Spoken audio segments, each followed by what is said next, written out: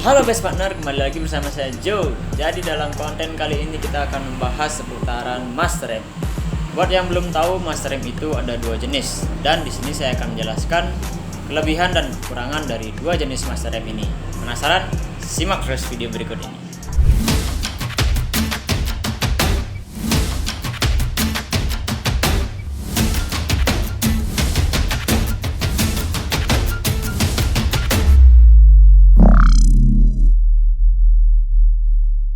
Oke, seperti yang saya jelaskan tadi, master rem itu dibagi dengan dua jenis. Yang pertama ada jenis radial, dan yang kedua ada jenis aksial. Jadi master rem radial ini banyak kita jumpai di motor-motor dengan kecepatan tinggi seperti moge ataupun superbike. Dan piston dari master rem ini diciptakan searah dengan gerakan tuas rem.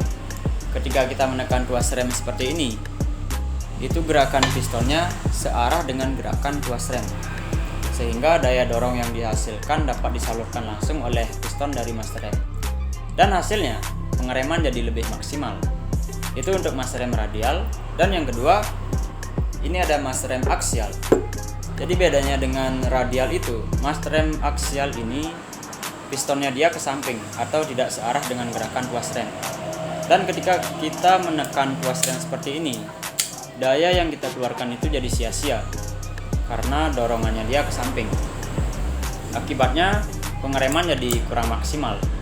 Itu untuk perbedaan master rem radial dan aksial.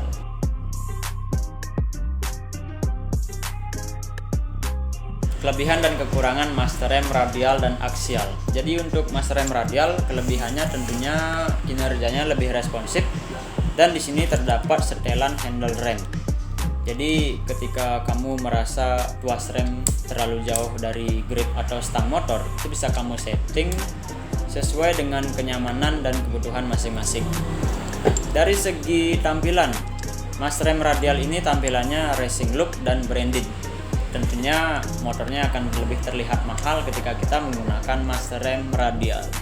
Jadi untuk kelebihannya yang terakhir, di sini master remnya itu terpisah dari tabung minyak remnya.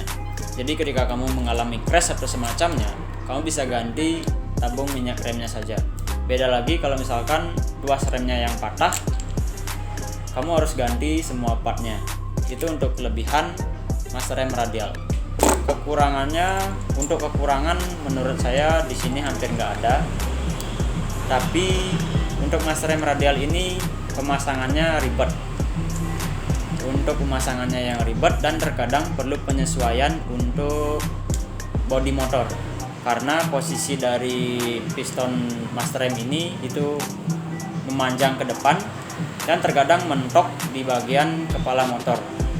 Dan kebanyakan orang-orang yang pasang master rem radial ini itu mereka cowok bagian kepala motornya atau bisa aja dipotong agar presisi pemasangannya.